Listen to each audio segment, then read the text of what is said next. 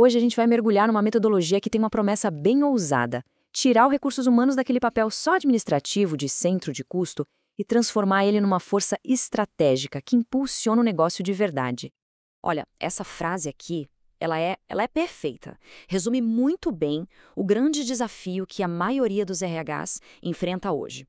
Ter um monte de informação é uma coisa, mas saber o que fazer com ela, bom, aí é que o jogo muda. Vamos entender isso melhor.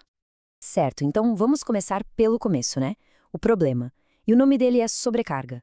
Pensa só, muitas equipes de RH vivem apagando incêndio, presas num looping infinito de tarefas administrativas. E isso acaba impedindo elas de focar no que é mais importante: pensar nas pessoas de forma estratégica. E essa sobrecarga se manifesta de várias formas. Olha só, a gente está falando de processos manuais que podem tomar até 60% do tempo da equipe. É muito tempo. Os dados, por sua vez, ficam espalhados em vários sistemas que, claro, não conversam entre si. O resultado? A equipe fica só reagindo aos problemas em vez de se antecipar a eles. Fica difícil ter uma visão clara do que está acontecendo, sabe? Como o engajamento do pessoal ou a produtividade. Ok, diante desse cenário, a pergunta que fica é: como é que a gente sai disso? Como se constrói um RH que está preparado para o futuro? A resposta, e isso é o mais interessante, não é criar mais e mais processos. É mudar a mentalidade. É uma virada de chave, parar de só gerenciar a operação e começar a aplicar a inteligência de verdade. E é exatamente essa nova filosofia que nos traz até a solução que a gente vai explorar hoje, a metodologia G-Flow. E é importante entender, G-Flow não é só um software, tá? É um jeito novo de pensar o RH. Toda essa ideia é construída em cima de 3 pilares bem modernos, pensados justamente para fazer essa transformação acontecer. A ideia aqui é a de um modelo de evolução contínua. É uma jornada mesmo que leva o RH de um patamar puramente operacional para um estratégico. E como ela faz isso? Usando as ferramentas certas: dados, automação e inteligência artificial. Como eu disse, não é sobre comprar um programa, é sobre embarcar num processo estruturado. Então, vamos lá. Vamos dar uma olhada nesses 3 pilares. O primeiro, People Analytics. Basicamente, é usar dados para tomar decisões. Chega de "eu acho que". Agora é "os dados mostram que". O segundo pilar é a automação. A ideia é simples: deixar que as máquinas façam o trabalho repetitivo para liberar as pessoas para pensarem na estratégia. E por fim, o terceiro pilar, inteligência artificial. Aqui a coisa fica mais sofisticada, usando a IA para conseguir prever cenários e ganhar velocidade. E como essa transformação acontece na prática?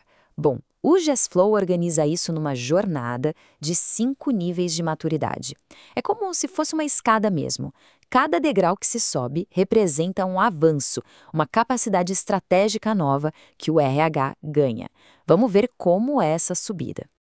Tudo começa lá embaixo, no nível 1, o fundacional. Aqui, o foco é arrumar a casa, organizar os dados. Depois, a gente sobe para o nível 2, o operacional, onde as rotinas manuais começam a ser automatizadas. Com a casa em ordem e com mais tempo, a gente chega ao nível 3, o analítico. É aqui que as decisões começam a ser tomadas com base em evidências. O nível 4, o inteligente, é quando a IA entra em cena, para prever o que pode acontecer.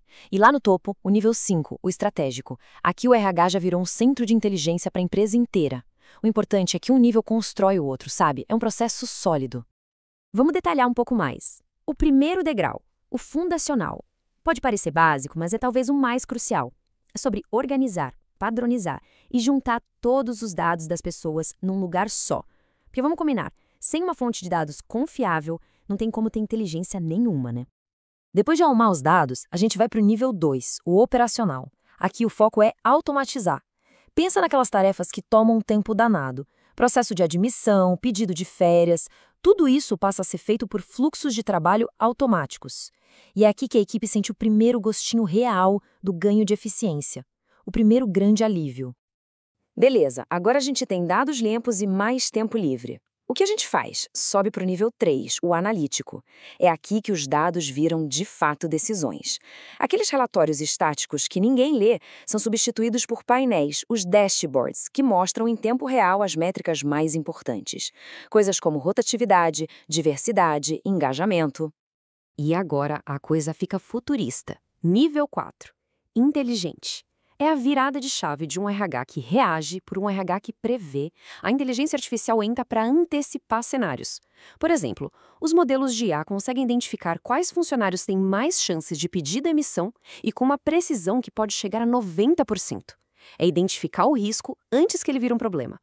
E finalmente chegamos ao topo da escada, o nível 5, o estrategista. Aqui, o RH alcançou seu potencial máximo. Ele deixa de ser uma área de suporte e se torna um verdadeiro centro de inteligência para a empresa toda, guiando as decisões do negócio com base em dados em tempo real. Muito bonito na teoria, né? Mas como isso funciona na vida real? Para a gente ter uma ideia, vamos dar uma olhada no estudo de caso. Olha só esse exemplo. Uma empresa industrial, de médio porte. Antes de implementar essa metodologia, eles levavam 15 dias para fechar a folha de pagamento. E pior, 30% dos dados tinham algum erro. As decisões eram mais na base do feeling. Agora olha o depois. O fechamento da folha caiu para 6 dias. A precisão dos dados pulou para 99%. E com dados confiáveis, a IA passou a prever a rotatividade com 87% de acurácia. A mudança é gritante. Mas, no fim do dia, o que isso traz de retorno para o negócio? O impacto vai muito além da operação. Ele é financeiro, ele é estratégico.